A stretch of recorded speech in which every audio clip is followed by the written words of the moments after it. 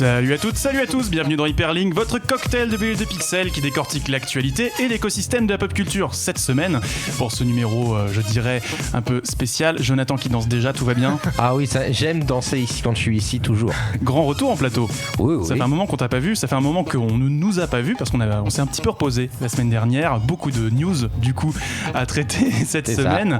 Et deux invités, du coup, de marque, Olivier Bénis. Bonjour. Bonjour. Alors, on te connaît sur France Inter, la faute aux jeux vidéo tous les mardis matins? Exactement, 5h53. Faut être matinal. En podcast. Très bien.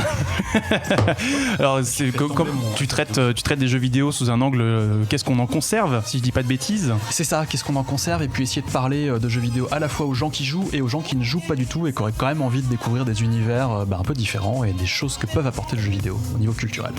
Très bien, donc on se retrouve sur France Inter tous les mardis matins. De l'autre côté du plateau, nous avons le couteau suisse du RPG japonais dans la presse française, Pierre Mogin, bonjour. Salut.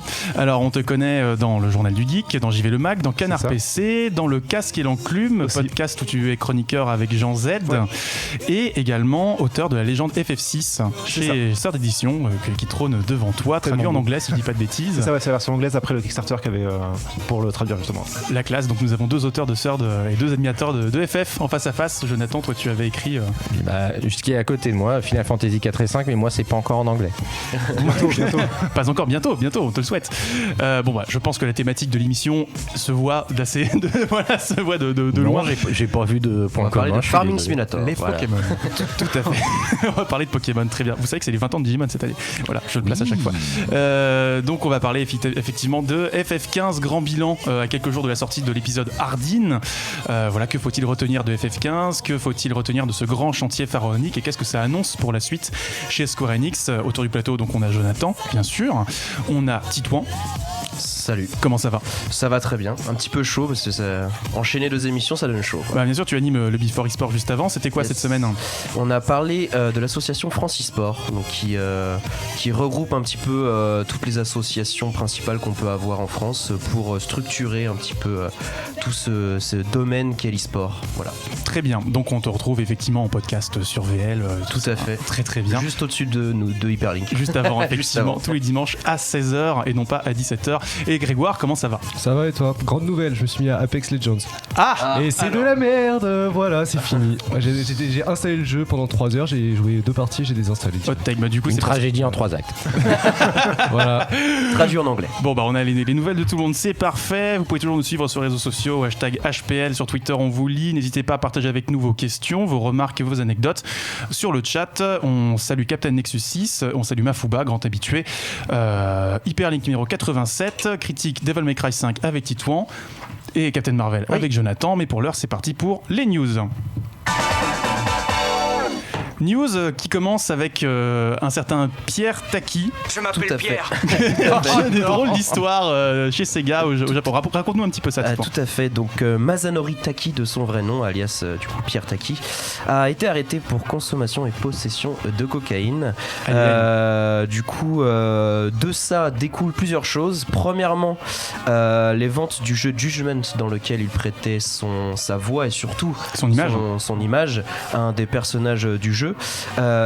Sega a stoppé les ventes de Judgment au Japon, ce qui a eu pour effet d'augmenter le prix du jeu, puisque bien sûr il n'existe plus au Japon. Il n'est pour l'instant pas prévu de le commercialiser en Occident. Ah si, il devait sortir au mois de juin, justement. Il devait sortir, mais du coup ça a été reporté parce qu'ils doivent trouver des solutions pour voir s'ils doivent refaire le jeu avec un nouveau perso, certainement. Sortira-t-il en l'état ou est-ce qu'il sera reporté avec un gros patch Sachant que, deuxième chose, il faisait la voix d'Olaf dans Kingdom Hearts 3, donc la version japonaise, et qu'ils ont du coup dit qu'ils allaient supprimer sa voix et qu'ils vont refaire un doublage. C'est possible qu'ils fassent la même chose pour Judgment, sachant que du du coup ils vont refaire le doublage et que ça sera disponible via une mise à jour gratuite, donc très prochainement, le temps de refaire toute cette petite voix d'Olaf. Très bien, une petite réaction autour du plateau, c'est un peu dommage. Surtout, pardon, j'ai oublié, mais très important, il a été totalement renié de tout. Il pourra certainement, il disparaît l'histoire. Ce pauvre garçon ne pourra certainement plus trouver de travail dans le doublage. Aïe aïe aïe. Bon, il bouge pas. Une petite réaction, Olivier, sur. Non, pas particulièrement. Judgment, moi j'avais un tout petit peu suivi la sortie. Enfin, j'attendais un peu de voir ce que ça allait donner. Mais c'est vrai qu'au Japon, on est quand même assez intraitable quand c'est comme ça. Enfin, la chute sociale sur des fois c'est toujours des faits graves, hein, évidemment, mais parfois ça s'accompagne, en plus du côté justice, de quelque chose vraiment une descente aux enfers socialement. C'est assez quand même hallucinant. On rappelle que le compositeur des musiques de l'anime Death Note est toujours en prison pour détention de marijuana, par exemple. Oui, voilà, même s'il est arrivé la même chose à un acteur de Yakuza 4 qui avait été changé dans le remaster. On reste avec toi, Titouan, des nouvelles de Turtle Rock qui nous tease un nouveau jeu. Tout à fait. Turtle Rock Studio, créateur du jeu Evolve, reprend une suite spirituelle à Left 4 Dead avec Back 4 Blood. Donc ce sera un shooter zombie coopératif, voilà, tout à fait classique, contre des hordes de zombies. Classic shit. Peu d'infos en final sont disponibles sur le jeu, mais le studio a annoncé qu'ils feront un retour aux sources, je cite, et en même temps innover sur les bases. Donc on retourne aux bases, on ne s'éloigne plus dans des choses assez fantastiques. Et donc voilà, une campagne sera disponible et un système de VS classique, joueur contre joueur, mais pas de Battle Royale. On fait pas de conneries non plus chez Turtle Rock. Voilà. Donc Left 4 Dead 3 mais sans la licence, quoi. C'est ça, voilà, ils avaient pas les droits. Back 4 Blood. Très bien, petite réaction, de petites attentes autour de ce projet, Pierre, Olivier. Moi j'avais beaucoup joué à Left 4 Dead, c'est vraiment un de mes grands jeux coopératifs. Et non, ça m'intéresse justement parce que Evolve, il y avait des bonnes idées, c'était juste que c'était mal mis en place et qu'il tombait rapidement à plat. Donc là, je suis assez impatient. Ça coûte 5€ si vous voulez Evolve. Toi, ça te fait rigoler, Evolve, Jonathan? Ah non, mais moi, rien que le nom. Rien que le nom, ça y est, déjà, tu m'as fait ma journée. Grégoire, d'autres nouvelles, cette fois-ci autrement plus réjouissantes, celle de Halo. Oui, puisque l'anthologie Halo Master Chief Collection aura droit à son portage sur PC et cerise sur le gâteau, donc le studio 343 Industries a annoncé que Halo Reach allait être ajouté au catalogue sur Xbox One et sur PC. Seule différence majeure pour les deux supports, c'est que les joueurs sur PC devront acheter un par un tous les titres de l'anthologie, alors que sur console ils étaient tous disponibles immédiatement, donc à vos portefeuilles.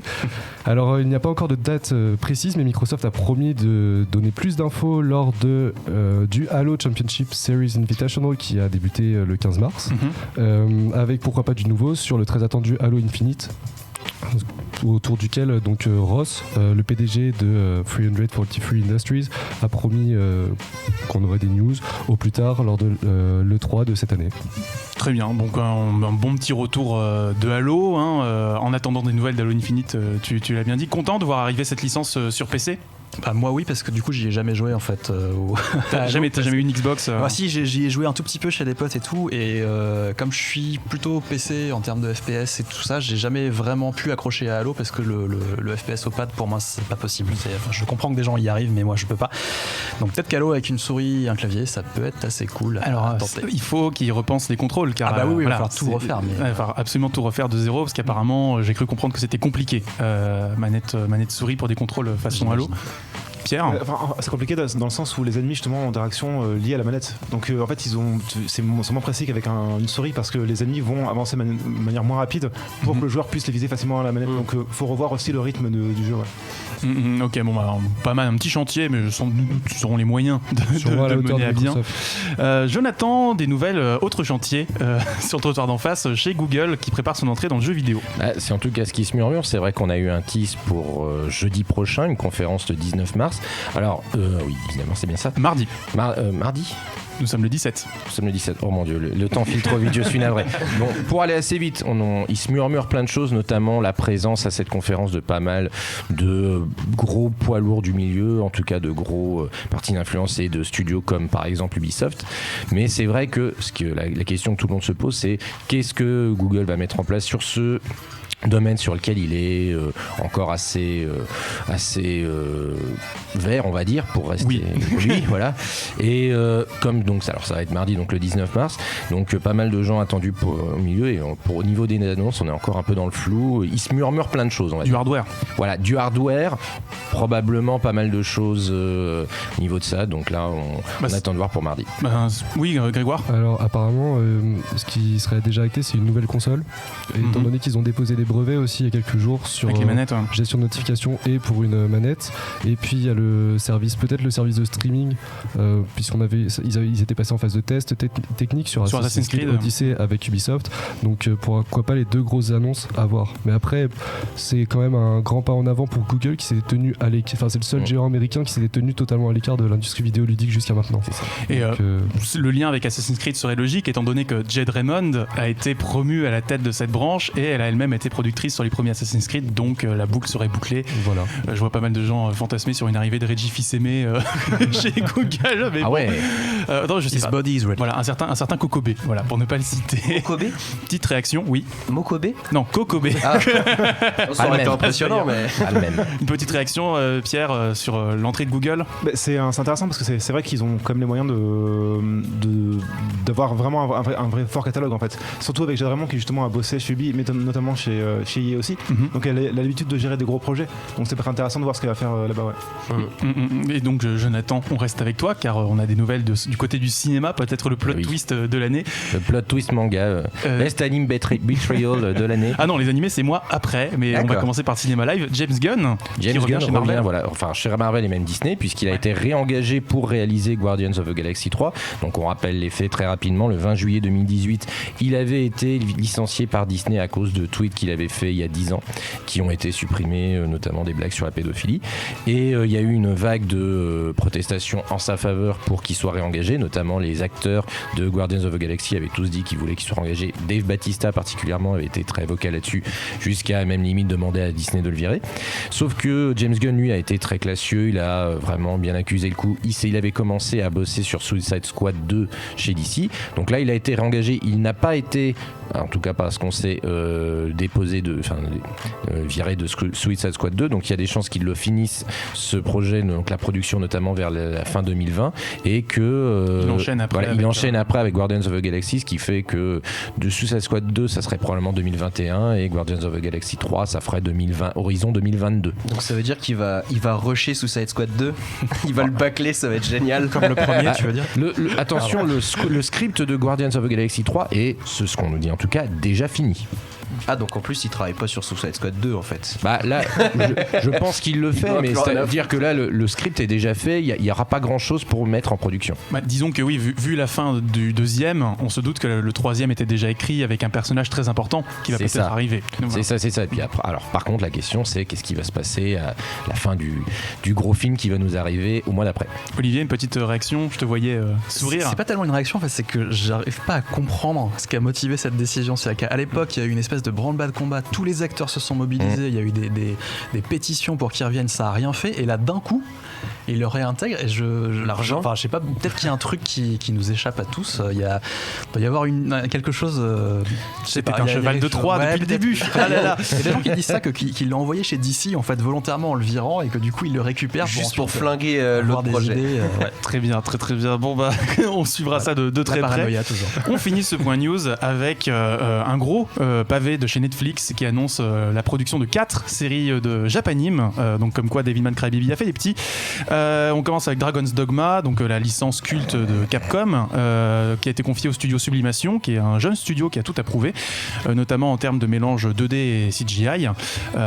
Donc pour rappel, Dragon's Dogma, c'est un action RPG où on incarne un gamin qui va se venger d'un dragon qui a volé son cœur et qui va combattre les 7 péchés capitaux. Deuxième animé, Vampire in the Garden, confié au studio Vite, qui est donc responsable de l'attaque des titans, où on va suivre une relation entre deux jeunes filles, une humaine et une vampire, qui vont communiquer à travers la musique. Troisième animé, Altered Carbon, donc Resleeved, qui sera un spin-off de la série de science-fiction, confié au studio Anima, qui était en charge des cinématiques de Fire Emblem, de Pokémon et de Sword Art Online. Donc ça laisse présager un petit peu le style graphique, et surtout Batman Ninja, pardon. Sachant que la saison 2 est toujours en production chez Skydance. 4e et dernier animé, Super Crooks, celui-là qui est assez intéressant parce que c'est confié au studio Bones qui travaille sur Mob Psycho 100 et Fullmetal Alchemist, qui serait une adaptation d'un comics de Mark Millar, donc déjà auteur de Kick-Ass et Wanted, où des super-héros et des super-méchants vont s'associer pour préparer le casse du siècle. Et ça s'ajoute à 2 séries qu'on connaissait déjà, la nouvelle saison de Ghost in the Shell Standalone Complex, prévue toujours chez Production IG avec Kenji Kamiyama, créateur original, et Spriggan, confié à David Pro qui bosse sur JoJo's Bizarre Adventure. Bon bref, Netflix veut les otaku. Il y a du gros là. Il y a du gros, peut-être un petit projet qui rejoint, qui retient votre attention dans tout ça. Bon, à peu près tout. Moi, Dragon's Dogma peut-être. Dragon's Dogma, parce que j'espère qu'ils feront un animé meilleur que le jeu, mais c'est tout. Bah, on peut partir du principe que ça annonce déjà Dragon's Dogma 2 pour tâter le terrain. Ça serait pas illogique. Ça serait dommage, juste. Olivier. Moi, Standalone Complex, forcément, parce que je suis un fan absolu de Ghost in the Shell, donc si c'est toujours IG, a priori, il ne devrait pas y avoir de problème. Oui, et Kamiyama évidemment. Et non, sinon le tout m'intéresse, le fait que Netflix en fait se lance vraiment là-dedans et reprennent pas juste des vieilles séries ou importent pas des trucs en masse et vraiment produisent. J'étais pas convaincu au début. Après j'avais vu Devilman Crybaby, voilà, je mélangeais avec Devil May Cry, qui était très très très bien et très surprenant pour une série Netflix. Et donc il y a moyen quand même de. Enfin en gros ils ont fait leurs preuves, y compris auprès d'un public très pointu. Faut voir comment ils transforment après l'essai. Grégoire. Il y a juste un point sur lequel je suis curieux, c'est Altered Carbon, parce qu'ils ont sorti la série l'année dernière que j'ai vue, qui était pas si mal visuellement, mais du coup je suis un peu curieux de voir comment ils vont le faire en animé en fait. On va faire une petite Blade Runner 2049 avec des petits spin-offs animés, ça va être sympa. Mais ce qui est marrant en fait, c'est que tous les, enfin pas les animés, mais tout ce qui était Marvel n'a pas marché. Du coup ils se sont dit bon bah le Japon c'est pas mal en fait. Surtout que Disney se casse avec ses licences. Oui, c'est surtout ça. C'est surtout ça. Mot de la fin, Pierre. Non mais moi c'est pareil, tout m'intéresse, mais je suis vraiment curieux. Enfin, Dragon's Dogma, je pense que ça va être compliqué de faire quelque chose de vraiment qualitatif, mais l'adaptation de Castlevania était plutôt chouette, donc pourquoi pas. Je suis curieux de voir aussi. Ouais. Et on rappelle qu'il y a une série live Devil May Cry qui va arriver aussi. Voilà, donc on se retrouve d'ailleurs pour parler de Devil May Cry et Captain Marvel après la pause musicale. On s'écoute Young Bay, If You Want It, et on se retrouve juste après. De retour dans Hyperlink, toujours avec Jonathan qui danse décidément. Hyperlink, c'est pas Hyperlink s'il n'y a pas quelqu'un qui danse. Ouais, et puis mais il fallait pas faire des jingles comme ça. Hein. Ah bah, écoute, c'est pas ma faute. Hein. Voilà, on remercie toute l'équipe derrière évidemment qui sélectionne avec soin l'habillage sonore. Cette semaine, du coup, on va parler en critique de Captain Marvel tout d'abord, mais aussi de Devil May Cry 5. Donc Captain Marvel avec toi, Jonathan. Oui. Devil May Cry 5 avec toi, Titouan. Hyperlink numéro 87. C'est parti pour les critiques. Mais c'est de la merde. Alors Captain Marvel, Jonathan. Oui, alors le 21e film du Marvel Cinematic Universe, Captain Marvel nous raconte l'histoire de Carol Danvers, une humaine amnésique qui est dotée de pouvoirs très puissants et qui a été recueillie par le peuple Kree, qui l'a un peu pris sous son aile. 6 ans après sa perte de mémoire, elle intègre une unité d'élite, donc dirigée par son mentor, Yon Rogue, qui donc est joué par Jude Law, Carol Danvers étant jouée par Brie Larson, et ils sont embarqués dans une histoire qui les amène à lutter contre les Skrulls, un peuple de métamorphes contre qui les Kree sont attaqués, en guerre, voilà. Et Carol Danvers va se rendre compte que son passé terrien pourrait être lié à la guerre acharnée entre les Kree et les Skrulls. Donc là, on a une nouvelle origin story, on a une nouvelle histoire qui nous présente un personnage du MCU, là, le personnage le plus puissant, très clairement, et ça se passe en 1995, donc 23 ans avant les événements d'Infinity War qu'on avait vus. Et la promesse du film, c'est de nous faire non seulement découvrir ce personnage, son histoire, mais aussi quelques petites choses sur les origines du MCU, et notamment sur Nick Fury, qu'on retrouve donc avec Samuel L. Jackson, qui a été rajeuni pour l'occasion, et rajeuni de manière très crédible, on ne voit pas du tout, ce sont des effets spéciaux, et donc Nick Fury avec Carol Danvers ils vont faire équipe pour élucider les machinations des Skrulls. Donc ça a l'air de se présenter comme un buddy movie typique des années 90, un peu façon L'Arme Fatale, mais avec un soupçon de SF en plus. C'est ça, dès que Nick Fury arrive dans le film, on est sur un cocktail de scènes d'action, de punchline, c'est derrière d'ailleurs étant d'assez bonne qualité, l'humour marche bien, et pour ceux qui craindraient un petit peu des fois les effets néfastes des Marvel, un peu le pathos, avec cet humour qui désamorce les situations. Là, on n'a pas. C'est pas une comédie, mais il y a quand même beaucoup d'humour. Notamment avec les personnages secondaires, le chat, enfin le Goose le chat, ça je vous laisse regarder le film, Nick Fury, mais aussi et surtout un Talos joué par un Ben Mendelsohn qui crève l'écran, qui est vraiment le meilleur personnage du film pour moi, avec un charme, mais aussi des motivations qui ont été assez bien travaillées. D'ailleurs, c'est une des forces du film. Les Skrulls, pour ceux qui ne connaissent pas l'univers Marvel, c'est quand même des ennemis historiques dans cet univers, et la manière dont ils sont traités dans le film, dont on nous fait découvrir leur motivation, pourquoi ils font ce qu'ils font, c'est pour moi très bien fait, et c'est une force du film, c'est d'avoir pu les montrer en justifiant leur motivation. Donc tu as l'air convaincu par l'humour et par le casting, mais je remarque que tu n'as pas encore parlé de l'héroïne, alors que dans le MCU c'est quand même l'objet de base, c'est le personnage principal. Qu'en est-il du coup de Carol Danvers ? Malheureusement, c'est vrai que c'est là où j'aurais le plus à plaindre, même si j'ai apprécié le film. Pour moi, ce Captain Marvel, c'est l'origin story la moins efficace du MCU. Et soyons très clairs, je ne mets pas en cause Brie Larson ou la manière dont le film raconte son histoire avec des flashbacks, pour essayer de faire ça un petit peu de manière moins linéaire que ce qu'on a pu connaître avec les premières origin story.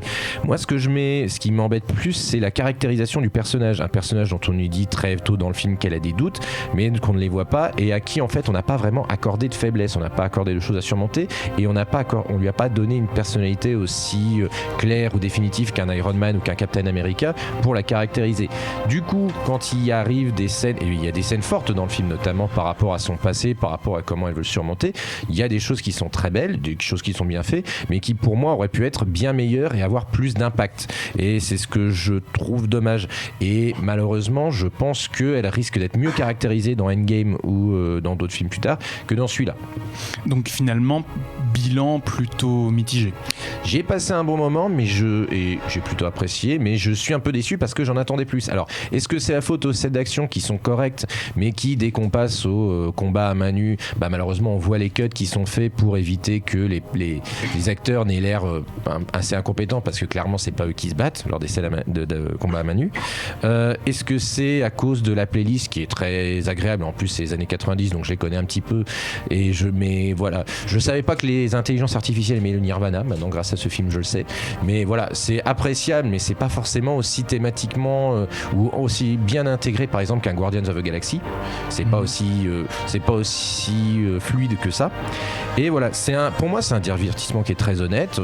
Tous les fans du MCU s'y retrouveront, mais voilà, je pense qu'il y avait mieux à faire sur le personnage, et surtout je regrette que le côté préquel du MCU à expliquer certaines choses ne prenne un peu de temps sur le reste. C'est-à-dire que par exemple, sans la spoiler, la toute dernière scène du film pour moi aurait dû être une scène post-crédit, et ça aurait été beaucoup plus cohérent dans l'histoire. Voilà, ça fait partie de ce genre de choses. Parce qu'en fait, on aurait pu et on aurait dû donner plus de poids à Carol Danvers, parce que c'est cette dévotion au personnage qui pour moi fait la marque de fabrique du MCU. Et finalement, là, on a un personnage qui est quand même sympathique, mais qu'on ne nous caractérise pas vraiment, et à mon avis, dont il va falloir attendre d'autres aventures pour en apprendre plus. Voilà. Et alors, si on a... Là, c'est effectivement, je n'ai pas parlé de féminisme dans cette critique, tout simplement parce que ce film n'a pas de propos là-dessus. Il met en scène un personnage féminin fort, et il le fait plutôt bien, mais il n'a pas de propos dessus, et c'est vrai qu'à la limite, j'aurais même préféré pour qu'on accentue un petit peu le travail qui a été fait sur le personnage. Là, pour moi, Captain Marvel, c'est sympathique, c'est sympatoche, mais c'est juste sympatoche. 9-7. Très bien, très très bien. Je vois Kevin Elarbi sur le chat qui dit que la playlist est démente avec plein de majuscules. Attention, Jonathan, sois doux, je pense que tu l'as été.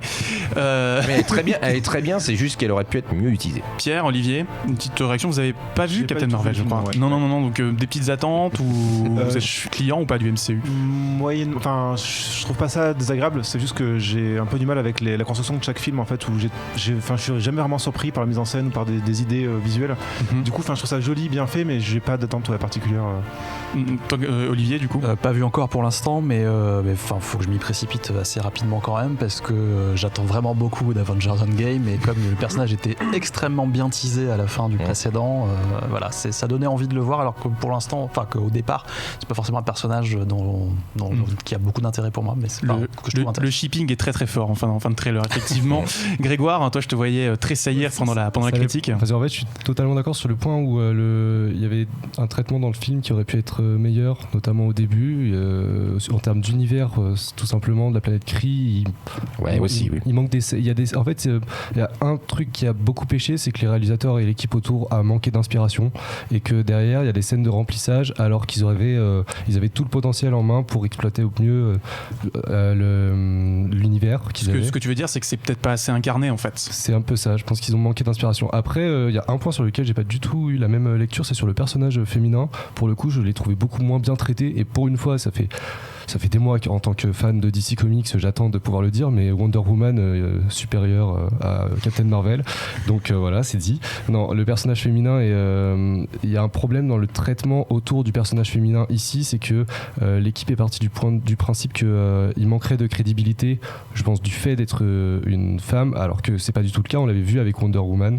Et du coup, c'est un personnage qui manque d'aspérité et qui a pas le même côté piquant que n'importe quel héros devrait avoir. Alors est-ce que justement ils sont peut-être pas plutôt, je pense pas que ce soit exactement ça la question, mais est-ce qu'ils ont pas voulu faire un peu une espèce de syndrome Bayonetta en mode je ne m'excuse pas d'être ce que je suis et je suis surpuissante et je vous regarde quitte à vous regarder un peu de haut, mais qu'au final du coup le personnage n'a pas d'aspérité parce qu'il est monolithique et il est juste fort quoi. Il est fort, mais moi cela on peut-être se mettre d'accord, c'est vrai que j'aurais aimé qu'on lui donne une faiblesse ou effectivement un doute qu'elle surmonte pour nous donner d'autant plus envie de la suivre, dire au moment où elle acquiert, où elle devient qui elle est censée être, on va dire ça comme ça, ça aurait eu d'autant plus d'impact. Maintenant c'est vrai que tu fais la comparaison avec Wonder Woman, elle est peut-être un petit peu obligatoire étant donné que Marvel a aussi fait ça sur le fait que c'était la première super-héroïne à avoir son film solo, on va dire. Je serais d'accord avec toi que Wonder Woman a peut-être plus de scènes ou de moments iconiques, comme par exemple dans les tranchées. Maintenant, après, ça c'est le temps qui va jouer, mais l'avantage avec le MCU et Carol Danvers, c'est qu'elle va avoir d'autres films pour en plus ça, et fatalement Captain Marvel va aussi gagner en poids a posteriori avec tout ce qu'on va voir dessus. Là, c'est son origin story. Simple question, répondez-moi par oui ou par non. Est-ce qu'il y a la house dans le film ? La house. Ce ne sont pas les années 90, très bien. Non. Bon, on enchaîne, merci. On enchaîne avec Devil May Cry 5, Titouan. Tout à fait, Devil May Cry 5, donc déjà peut-être petit historique. Oui, petit historique de la saga, effectivement. Donc Devil May Cry a vu le jour en 2001 sur PS2, une production Capcom Production Studio 4, avec comme leader de projet Hideki Kamiya, très connu de la maison, on en avait parlé pour notre numéro sur Resident Evil. Donc le jeu était un beat'em all qui met en scène Dante, un homme à tout faire proposant ses services via sa petite entreprise appelée Devil May Cry. Il s'avère en fait que Dante est le descendant d'un héros maintenant inconnu, tombé dans l'oubli, le chevalier sombre Sparda qui autrefois scella le roi des démons, Mundus, pour l'empêcher de régner sur le monde. Dante reprend donc sa suite en s'occupant des méchants démons passant dans le monde des humains. La série DMC compte 6 épisodes en tout, l'épisode appelé DMC remettant toute l'histoire de base à zéro. DMC 5, bien qu'étant le 6e épisode, est bien la suite du DMC 4. On retrouve Nero, épisode de l'épisode 4, Dante et V, nouvellement arrivés dans la série, devant arrêter une nouvelle fois un démon s'apprêtant à conquérir le monde. Alors le cœur de l'expérience Devil May Cry, ça reste quand même le gameplay, les combos, les enchaînements, tout ça. Alors justement, qu'est-ce que ce jeu a à offrir ? Alors le jeu se déroule comme les épisodes précédents avec un enchaînement de missions, mais cette fois-ci on devra switcher entre différents personnages au cours de l'aventure. On a déjà du coup Nero, comme je l'ai dit avant, qui est un peu le héros de ce Devil May Cry 5, qui utilise des bras droits de différents types appelés Devil Breaker. Suite à l'histoire, voilà, il s'est passé quelque chose, il n'a plus son bras comme il avait dans le 4, et du coup il utilise des prothèses donc de différents types, avec par exemple un bras qui va pouvoir stun les ennemis, ou encore un autre qui va pouvoir lui permettre de mieux se mouvoir dans les airs. Donc c'est un système de consommables et de customisation qu'on va pouvoir avoir au fur et à mesure du jeu. On a aussi du coup le personnage V qui utilise des familiers pour attaquer. On va avoir avec lui un faucon, une panthère et un golem qui auront chacun leur propre particularité. Le faucon par exemple étant une arme à distance qui remplace les armes à feu. La panthère donc sera une arme de corps à corps et le golem sera en fait son Devil Trigger que j'expliquerai juste après. Dante lui reprend son style habituel avec 4 styles de combat. Open bar. que sont Trickster pour se déplacer, Swordmaster donc pour utiliser mieux les épées et les armes, Royal Guard pour la défense et Gunslinger pour utiliser mieux les armes à feu. Il est aussi équipé de 4 armes différentes et 4 armes à feu différentes, ce qui offre une énorme combinaison de combos, sachant qu'on peut switcher d'armes dans des combos et de style, et c'est complètement fou. Ça nous fait du 4x4x4 voilà, open bar comme tu disais, c'est japonais à volonté. J'en parlais au-dessus, mais du coup le Devil Trigger est aussi important à mentionner, une mécanique très importante pour les Devil May Cry. En tuant des ennemis en étant touché, la jauge de DT, Devil Trigger, augmente, et arrivé à 3 barres il est possible de l'activer pour se transformer. V lui peut faire apparaître Nightmare, du coup son golem, et pour utiliser des attaques beaucoup plus puissantes, et Dante lui se transformera en démon pour augmenter la force de ses coups et aussi régénérer sa vie, qui est une mécanique du coup très intéressante. Le système de combo se base sur des directions avec des touches, avec la touche de coup et des changements de rythme. Il va falloir changer le rythme sur lequel on appuie sur les touches pour sortir des combos différents ou mettre des directions. Des extensions sont possibles avec par exemple des armes à longue portée ou encore les Devil Breaker de Nero ou les Devil Trigger et tout, j'en passe. Le jeu est extrêmement fluide dans sa construction, même si par exemple en envoyant plusieurs ennemis valser dans les airs en utilisant des pouvoirs, il peut y avoir des petits ralentissements, mais le gameplay est vraiment excellent. Ah oui, tu le disais, le gameplay est excellent. Est-ce que l'aspect esthétique suit? J'imagine que sur les animations déjà ça doit envoyer. Alors déjà on avait pu voir sur les images, dès qu'on lance le jeu on est tout de suite sur le cul, on peut le dire. Le DMC5 tourne sous le RE Engine, coucou Resident Evil 2. On avait déjà pu voir dans Resident Evil 2 que les images étaient vraiment magnifiques, les rendus des textures et des visages sont excellents. Le Chara design aussi est aussi important et impressionnant avec la refonte de Nero et de Dante aussi, même si j'aime pas trop sa petite barbichette, bon, c'est un choix personnel. Le barbu. Hein, voilà. Et non mais il a 3 pales sur le menton, c'est horrible, enfin franchement faut le dire. Et surtout l'apparition de V, donc qui vient rajouter un petit aspect heavy metal si on pourrait dire au jeu, avec ses tatouages partout sur le corps. Scrimo plutôt je dirais. Ouais c'est plutôt ça, limite cyberpunk même.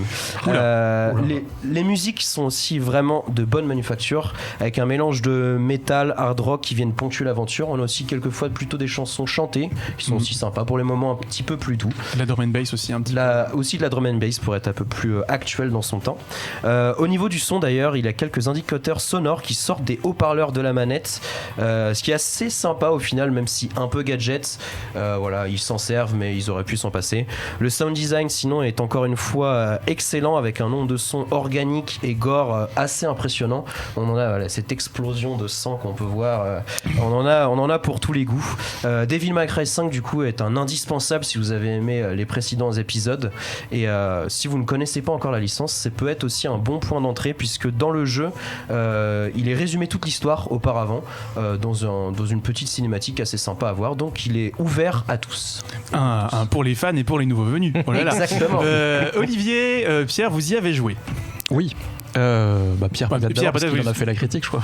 Moi j'ai beaucoup aimé aussi. C'est surtout, même j'avais beaucoup aimé DMC, donc qui était fait par un studio, donc un autre studio, Ninja Theory, voilà, et qui conservait en fait le style, mais pas forcément l'univers. Et donc là justement on revient à cet univers-là.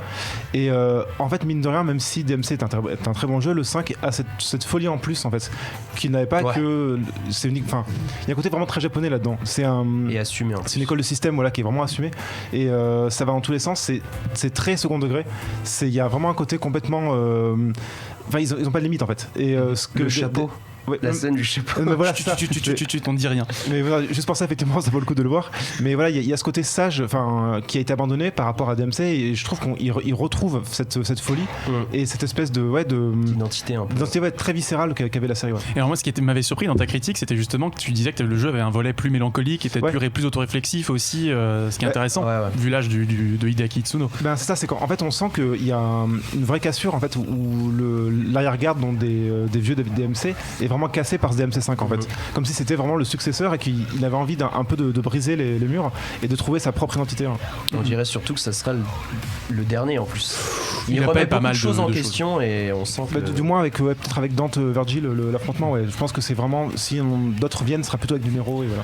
Oui, effectivement, disons qu'on est à la fin d'un arc, on va dire ça comme ça.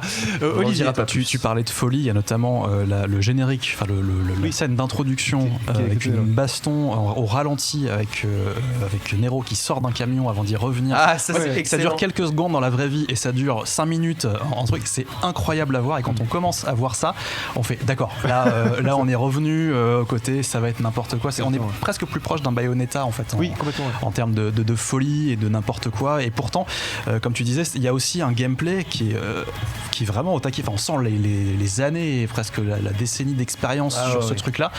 On fait pas mieux en fait en termes de beat'em all aujourd'hui. Enfin, moi, ça faisait très longtemps que j'avais pas pris en main aussi facilement un jeu, un Devil May Cry, et tout en ayant quelque chose de très complexe. Si on veut y aller, si on veut être dans quelque chose de très compliqué, faire des combos complètement barrés, ça peut se faire aussi. Donc il est vraiment très sympa pour ça. C'est ça, sachant qu'Itsuno c'est un ancien du jeu de combat, donc c'est vraiment un mec qui a la notion du timing, des hitbox. Enfin, c'est un mec qui on sent quand certains coups permettent de changer d'arme et pas d'autres, on sent que c'est vraiment emprunté au jeu de combat. Une petite remarque, Jonathan, je crois que tu voulais t'exprimer sur le jeu. Question très vite de profane. Est-ce que le fait, les changements de style, tout ça, est-ce que tu sens vraiment la différence dans le gameplay?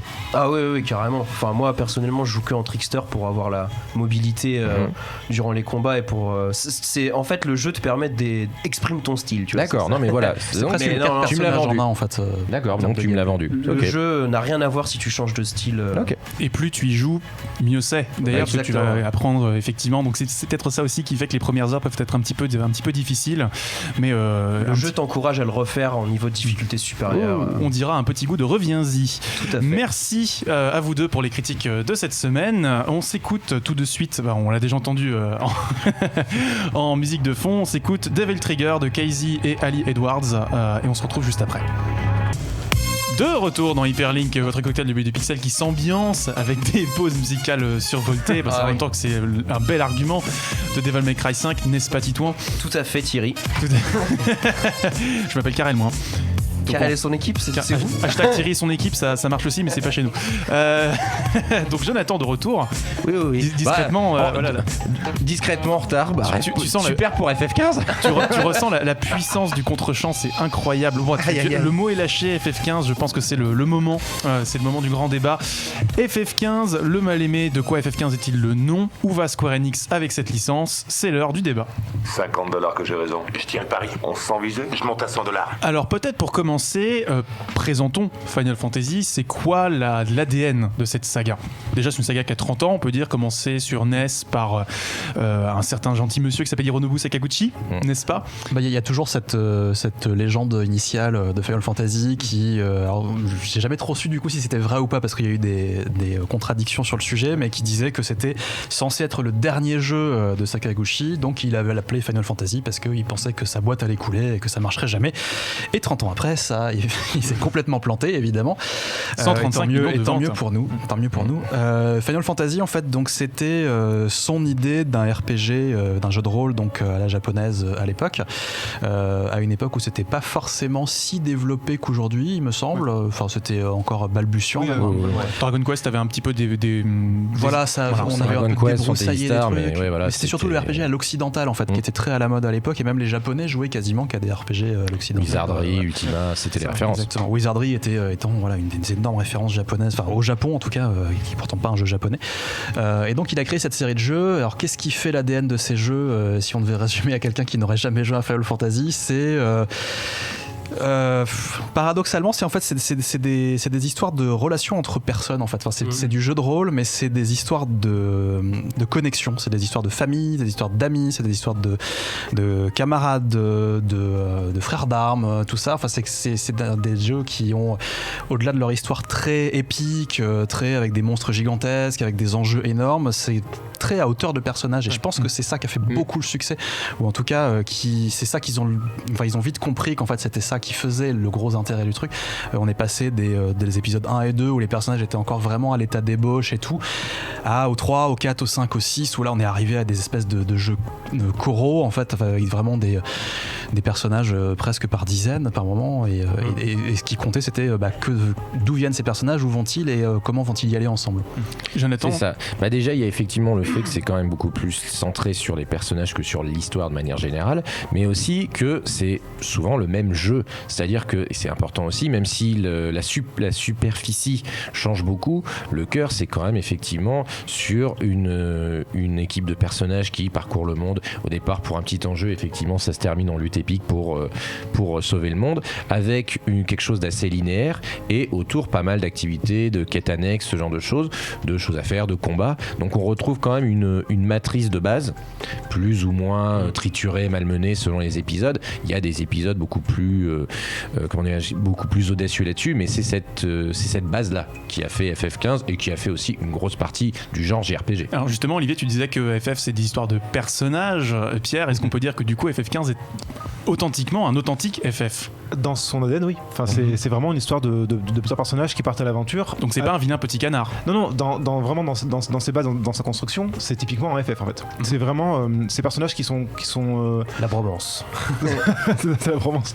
Qui sont vraiment confrontés en fait à tout d'abord une menace, on va dire locale, avant d'avoir une menace globale en fait. C'est vraiment cette architecture-là qu'on retrouve dans tous les FF. Ouais. Donc FF15, un jeu c'est un peu la tagline, un jeu adressé, on l'a dit tout à l'heure, aux nouveaux venus et aux fans. À qui s'adresse vraiment FF15 finalement? Parce que maintenant là, il y a l'épisode Ardyn qui va sortir dans quelques jours, donc ce sera le dernier segment jouable de cette grande aventure.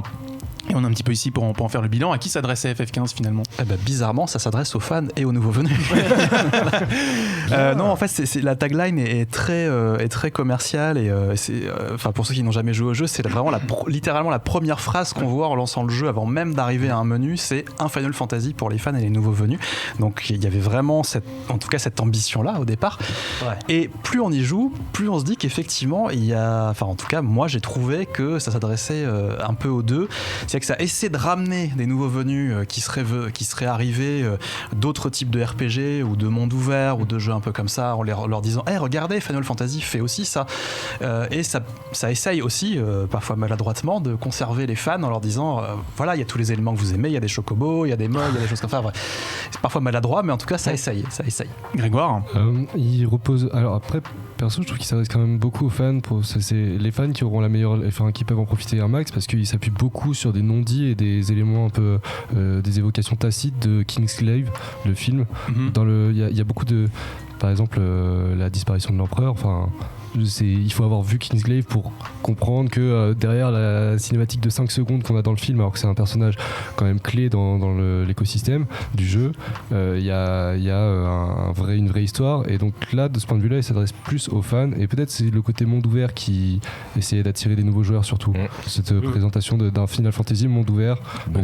C'est pour ça que moi je trouve que c'est par ce monde ouvert et le fait de pouvoir faire un peu ce que tu veux que je trouve personnellement qu'il est plus orienté pour les nouveaux joueurs en fait, plutôt que les fans qui sont déjà habitués à des trucs assez hardcore. Et enfin, quand les jeux sur NES c'était quand même très rigide dans leur conception, là ils ont essayé de faire un truc super beau, organique, fluide, dommage, il est pas fluide, mais ouais, non, personnellement je trouvais plutôt qu'ils essayaient. Ils ont essayé de faire pour les fans, mais c'est quand même beaucoup plus orienté pour des nouveaux venus en fait. C'est une porte d'entrée, une mauvaise porte d'entrée même, parce que c'est pas vraiment ça qu'ils voulaient te vendre de base, mais c'est une mauvaise porte d'entrée dans Final Fantasy, je dirais. Alors après, tu fais bien de pointer du doigt disons la dichotomie entre l'intention initiale et le produit fini, si tant est qu'on puisse parler de produit fini. Justement, qu'est-ce qui s'est passé? Oula. Qu'est-ce qui s'est passé? Toi, je sais, Jonathan, que t'as une petite théorie là-dessus, parce qu'il faut rappeler que FF15, à l'origine, c'est FF versus 13. Voilà, et malheureusement, beaucoup de problèmes liés à FF15 trouvent leur origine avec ce qui s'est passé avec la Fabula Nova Crystallis de FF13. On rappelle qu'il y avait tout un on rappelle, oui, effectivement. Projet très rapidement. On avait donc le FF13 initial, avec aussi un FF versus 13 qui est censé être piloté par Nomura et qui effectivement devait nous montrer un autre pan de cet univers. Un Final Fantasy Agito 13 qui lui alors a été sorti sur portable d'une autre manière, qui est devenu finalement la base du Final Fantasy Type 0 qui est ici, mais qui est sorti d'abord sur PSP et ensuite sur PS4 en HD. Et donc quelque chose qui finalement était une ambition assez grande de proposer quelque chose de cross-média parce qu'on avait un même monde mais avec plusieurs idées sur les mêmes jeux et finalement c'est pas du tout ce qui arrive au final. Final Fantasy Versus 13 a été annulé, repoussé d'abord puis annulé ensuite et il est devenu le fameux Final Fantasy 15 qu'on connaît avec un développement finalement Final Fantasy 15 c'était un développement de 3 ans si j'ai bonne mémoire, 3-4 ans pour 2016. Alors oui, Versus 13 a été rebaptisé FF15 en 2013 voilà, Sony, mais donc le dev a dû commencer quand même, enfin disons voilà, ils ont gardé des 3-4 ans au moins. Ouais. Et en 2014 au TGS, ils annoncent que le projet passe de Nomura à Tabata, qui avait du coup terminé Type 0 juste avant. Enfin voilà, et Nomura qui partait sur FF7 Remake et Kingdom Hearts. C'était pas encore officiel, mais voilà. Nomura qui part sur du truc. Nomura. Mais du coup, Pierre, est-ce que avec Fabula Nova Crystallis, Square a eu les yeux plus gros que le ventre? Clairement, oui. Enfin, c'est-à-dire que en fait, ils sont partis vraiment la genèse du projet. Tout vient à la fois de problèmes de développement interne et surtout de l'arrivée de nouveaux moteurs aussi. C'est-à-dire qu'en fait, ils se sont rendus compte que s'ils partaient sur le principe du monde ouvert avec le Versus 13 justement, le moteur maison ne suffisait pas. Donc en fait, ils se sont rendus compte que même par rapport à FF13, c'est très difficile à optimiser. Et ils se sont dit, on va changer de moteur et ça a retardé beaucoup le projet.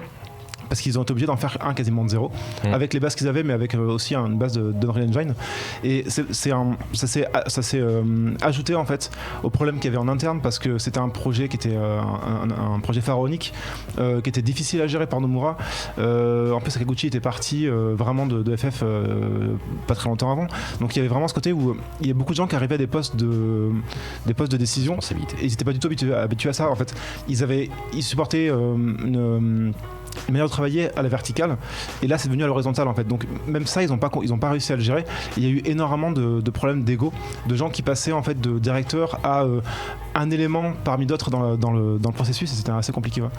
Puis il y a eu la réception de Final Fantasy XIII elle-même qui a aussi pas mal changé les choses, parce que mine de rien le côté très linéaire faisait que Square Enix était quand même beaucoup moins assuré, enfin avec la réception, même si ça s'est bien vendu, finalement le backlash on peut le dire de pas mal de joueurs, puis ensuite le fait que Final Fantasy XIII est devenu une trilogie, il y a eu FF14 et pas mal de choses en plus, avec là aussi des retours difficiles. Il y a eu pas mal de choses qui ont fait que finalement avant même de sortir, FF15 était très attendu, mais pas forcément pour les bonnes raisons. Mais après il y a aussi quand même le fait qu'il n'y avait pas forcément beaucoup de coordination entre les différents projets. Je crois savoir que Nomura dans une interview disait oui bon, il nous laisse un peu tranquille, chaque projet évolue chacun de son côté, au final tu as juste une thématique cristal, vaguement cristal, qui justifie de relier tout, mais au final c'est vraiment des jeux différents. Et tout est parti un peu de son côté, et finalement le lien entre Final Fantasy Type 0, FF13 et même finalement FF15, bah il y en a plus quoi. C'est très ténu, ouais. Je crois que le seul lien, tiens, tu vois, t'as la démo de FF15 dans Final Fantasy Type 0. Voilà, je pense que t'as résumé. Olivier, il y a quelque chose aussi à mon avis qui explique qu'on soit arrivé à un jeu un peu bâtard, enfin un peu pas, on ne sait pas trop quoi penser au final. C'est que je pense qu'il y a une troisième ambition qui s'est greffée dans le jeu, qui était d'essayer de faire quelque chose de plus intimiste, paradoxalement. C'est-à-dire de prendre une énorme aventure, mais de la centrer sur 4 personnages qui sont là dès le départ, et uniquement sur comment ils vont évoluer dans leur relation de groupe, comment ils se parlent, comment ils deviennent plus ou moins proches les uns des autres, et voilà. Et du coup, c'est très intimiste, mais c'était très ambitieux de vouloir faire ça dans un JRPG, parce que c'est pas du tout normalement l'endroit pour faire ça. Enfin, même un monde ouvert, c'est très compliqué de développer des personnages. GTA V y arrivait très très bien par exemple, mais c'était vraiment, ça nécessite une capacité d'écriture quand même très très très balèze quoi. Donc, en plus c'est marrant ce que tu dis, parce que tu dis c'est la relation entre les persos, alors que t'as la moitié du jeu tu joues tout seul. C'est ouf quand même. Ils se sont tirés une balle dans le pied. Mais alors justement, ce qui est intéressant, c'est, enfin, vas-y, je te laisse parler si tu veux. Mais ce qui est assez intéressant, c'est que en fait dans c'est source NeoGAF, hein, donc ça prend avec beaucoup de pincettes. Mais je me souviens qu'à l'époque, il y avait eu pas mal de sorties sur le script initial. À l'origine, c'était une trilogie Versus 13. Il y avait 3 jeux avec un méchant par jeu et toute une histoire de trahison. Et justement, dans les 4 personnages principaux, à chaque fin de jeu, il y en avait un qui devait mourir en fait.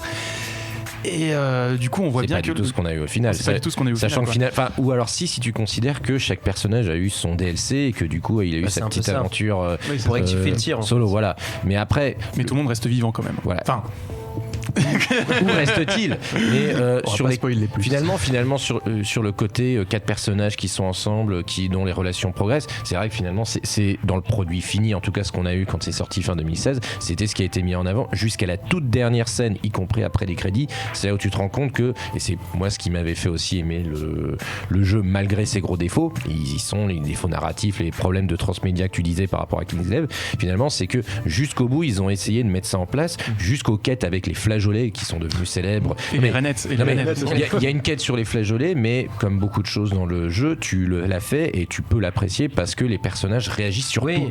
Voilà. Et ça, du coup, c'est une chose, malgré tout, je pense qu'ils ont quand même réussi à le faire, même si effectivement, il y a des problèmes après narratifs sur raconter le monde, raconter le background du monde. C'est affreux la manière dont le background qui est très bon est raconté. C'est un chapeau à idées, tu vois, tu tires un truc, je fais ah c'est cool, et c'est pas exploité, ah c'est cool et c'est pas exploité, c'est que ça tout.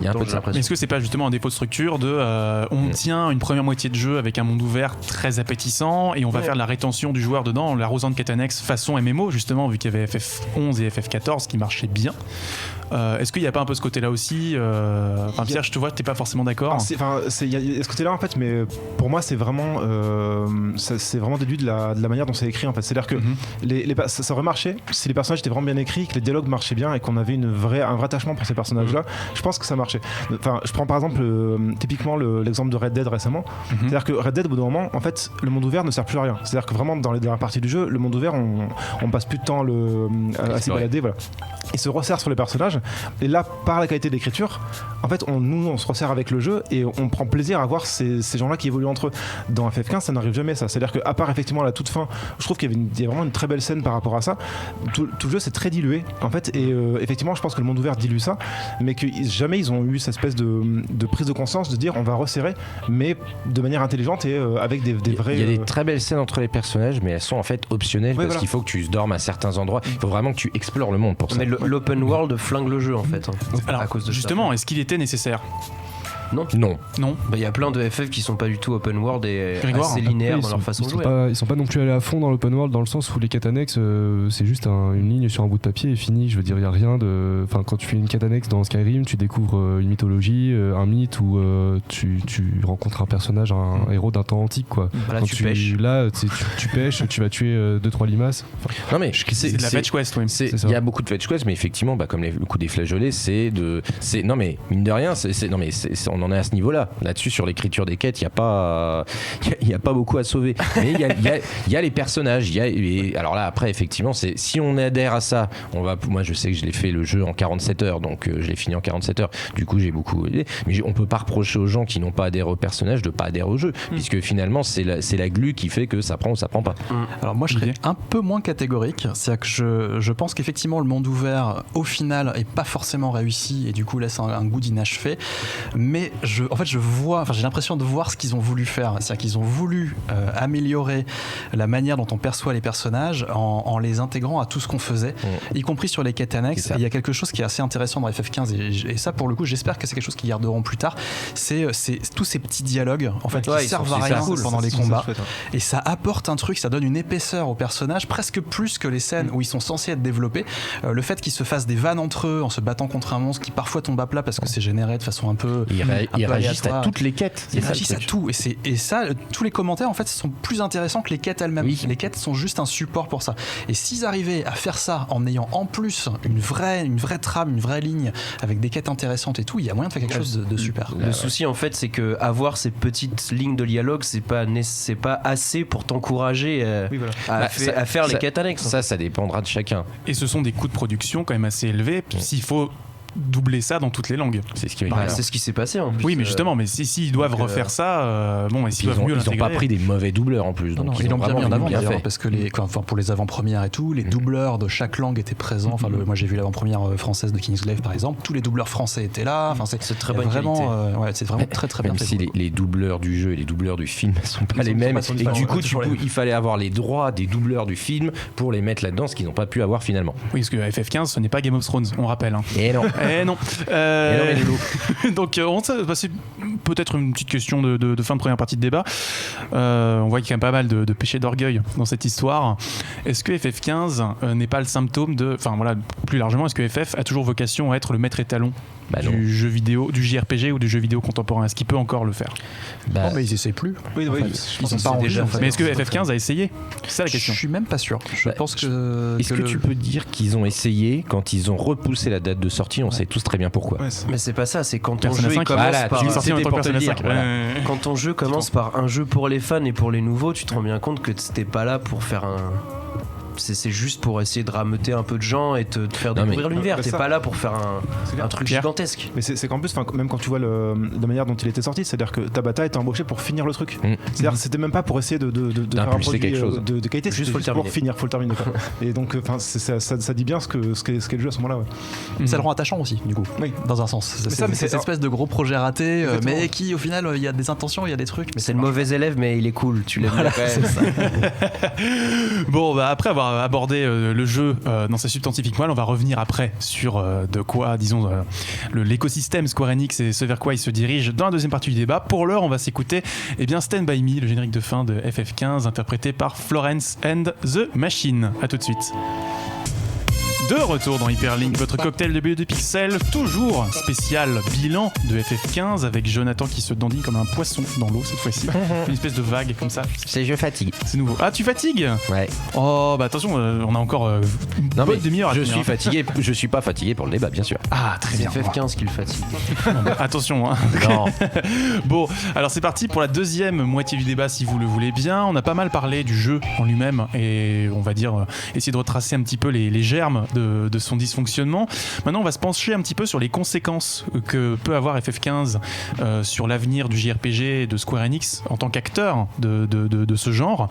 J'aimerais qu'on se penche sur la question du Game as a Service, parce que du jeu service, faut rappeler que le jeu est sorti en 2016, que dans son bilan financier en 2017, Yosuke Matsuda, le patron de Square Enix, s'est dit que finalement c'était peut-être pas si mal d'aller chercher du côté du jeu service. Je cite: le jeu service est un concept auquel on se réfère souvent à l'ère des jeux HD. L'époque où les jeux solo reléguaient les jeux multijoueurs au second plan est révolue.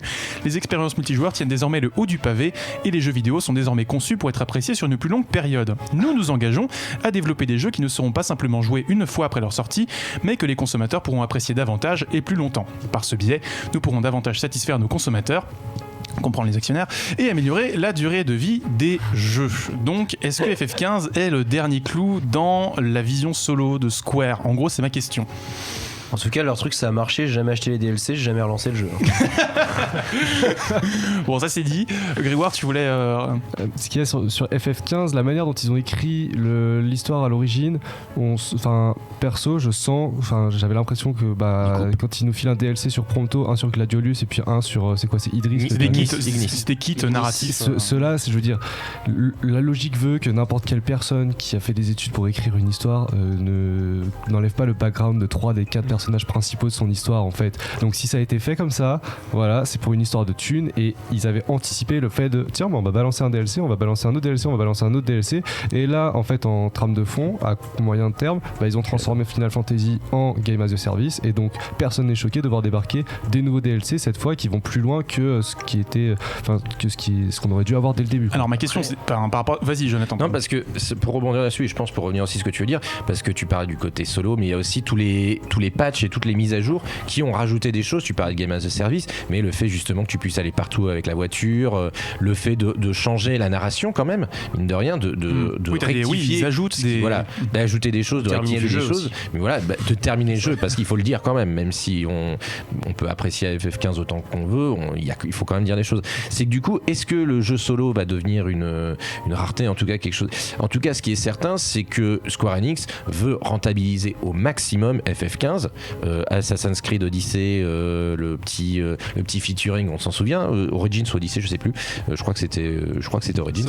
C'était Origins. Mais c'est ça, c'est le côté comment est-ce qu'on fait pour rentabiliser au maximum. Square Enix voit que les jeux multi drainent énormément d'argent, donc c'est sûr que dans leur tête ça ne peut que jouer. Ce que tu dis en filigrane, c'est peut-être que FF14 a sauvé FF15. Ça c'est sûr, en tout cas sur l'argent que rapporte le jeu, c'est sûr. Ça a modifié la manière dont ils ont dû penser les DLC. Aussi. Mais après, là où ils ont été intelligents, c'est que par la narration du fait que les personnages se séparent, ils avaient déjà cette possibilité très facile de pouvoir sortir les DLC, et c'est sûr qu'ils y ont pensé un moment, et qu'au final, c'est des DLC que t'as envie d'acheter. C'est pas juste du rajout de contenu, je sais pas, genre une arme ou des skins. C'est des DLC qui pourraient être intéressants, mais effectivement ils ont un petit peu raté leur coup, quoi. Le problème, c'est que c'était en plus des DLC vraiment mal intégrés, dans le sens où moi, ça me rappelait vraiment la fin de Prince of Persia de 2008, je crois, sur le reboot, voilà, où en fait la fin était payante, en fait. Et pour moi, FF15 c'est pareil, c'est à dire que par exemple quand Gladiolus part de l'équipe et que jamais à aucun moment on va savoir ce qui s'est passé, c'est clairement un problème de coupe, et donc en fait ils ont rajouté ça pour que les gens comprennent. Mais c'est clairement ça va à l'inverse d'une compréhension du background et de l'histoire, en fait, et c'est une vraie erreur d'écriture, une vraie erreur de conception. Donc, ça serait la seule, mais heureusement c'est ça qui plombe. Mais ça elle se remarque, quoi. On en parlait hors antenne sur Devil May Cry 5 par exemple, les personnages féminins qui sont totalement en retrait de l'histoire et qu'on va peut-être avoir dans un DLC. Du coup, c'est ce que la scène post-générique nous laisse comprendre, en tout cas. Est-ce que finalement, FF15 n'est pas annonciateur aussi d'une approche du jeu solo, même en tant que service, avec des petits kits sur le long terme? Ils le font sur Spider-Man aussi. Oui, ils l'ont fait sur Spider-Man, où tu Spider-Man, c'est même si le jeu en soi est beaucoup plus complet sur la base. Ouais. T'as pas de. Sauf que FF15 l'a fait avec ses personnages principaux. Voilà, c'est ça. C'est que, soit ils ont été totalement conscients et ils ont voulu tenter le pari, mais c'est quand même. C'est sûr. C'était un mur, quoi. Ils en sont conscients. Gladiolus, il revient, il a une cicatrice sur l'œil, donc en fait, le jeu est en train de te dire, il s'est passé un truc de fou, mais tu ne sauras pas, sauf si tu payes. Mais ce qui est étrange, c'est que c'est quelque chose qui peut marcher ou qui a marché dans le cinéma, dans les séries, dans les choses comme ça. Notamment Marvel fait ça très très bien. D'avoir dans Avengers par exemple, avoir un personnage qui a disparu, qui revient, et on sait qu'il y a eu un film qui racontait l'histoire de pourquoi il était parti. Et au ciné, ça marche. Enfin, en tout cas, moi, je trouve que ça fonctionne pas trop mal et ça crée du lien entre les différents trucs. Mais sauf que dans le jeu vidéo, déjà, il y a un truc tout bête, c'est que c'est quand même, ça coûte beaucoup plus cher que d'aller voir, de regarder une série, d'aller au ciné. Donc, on commence à réfléchir à deux fois en se disant, est-ce que j'ai vraiment envie de savoir et de payer 15 ou 20 euros pour savoir où machin a eu sa cicatrice? C'est compliqué, quoi. Surtout que là, il y a aussi ce qu'il y a devant moi, c'est-à-dire Kingsglaive, qui fait partie du transmédia que les Japonais aiment beaucoup, qu'ils essaient de développer à chaque fois sur la FF, et là FF15 n'en fait pas, ça en fait partie. Et surtout, le problème, c'est comment tu fais quand tu es Square Enix, que tu veux, c'est vrai, ça le problème en fait, rentabiliser au maximum, mais pas juste sur le jeu, mais sur le produit, c'est-à-dire sur les figurines, sur tout ça. Donc à quel point cette considération marketing, cette considération pécuniaire, elle influe sur ton histoire, en fait. Sachant qu'en plus Kingsglaive c'est conçu en partie sur des éléments retirés de FF15, parce qu'ils ne pouvaient pas finir la production. Ils ont mis, en fait, il y a des scènes clés qu'on va mettre dans un film à côté pour essayer de raconter l'histoire, mais quand t'es vraiment retiré du jeu à la base, en fait. Voilà. Et tout un background là-dedans qui ne apparaît pas du tout dans le jeu. Non. Et qui d'ailleurs en plus se spoil lui-même, parce que par exemple le personnage d'Ardine, je reviens sur le DLC, mais quand on a vu le film, on sait très bien qui c'est, et dans le jeu pendant 20 heures il fait haha mais qui je suis, mais en fait on sait très bien que t'es le méchant, on a vu le film, en fait. Si t'as vu le film, tu sais qu'il a tué le père. Je l'avais pas vu pour le coup. Mais moi ce que je trouve assez gênant avec ces DLC, tu le disais tout à l'heure, c'est quand même les moyens de production, c'est un jeu vidéo. Quand t'es dans un Final Fantasy, que déjà dans ton histoire principale, le plus important, on le disait, les Final Fantasy, c'est la relation entre les persos, où t'as des persos qui se séparent, et qu'au final c'est en DLC, ça veut dire que ça sera pas un jeu, ça sera juste une expérience courte. Eux, ils vont pas mettre 4 milliards sur le truc parce que c'est un DLC, donc tu vas pas l'acheter cher. Donc tout ça va faire que tu sens qu'ils vont pas y aller à fond pour parler de quelque chose qui est extrêmement important, parce que c'est quand même les personnages principaux. Et moi, ça m'a totalement refroidi de se dire que ton histoire elle est en kit et que ils n'auront pas les moyens en plus financiers et techniques pour t'en mettre plein les yeux. Ça donne pas du tout envie. Surtout qu'il y a aussi autre chose. Enfin, je parlais du côté argent, mais il y a le côté temps investi aussi. C'est quand on a déjà passé des dizaines d'heures sur FF15, qu'on voit un DLC arriver quelques mois plus tard et tout. Même en ayant beaucoup aimé un jeu, moi ça m'arrive des fois de voir passer un DLC et de me dire ouais non mais j'ai pas envie de m'y replonger là. J'ai fait trop de... Breath of the Wild par exemple m'a fait ça. Les DLC je les ai pris.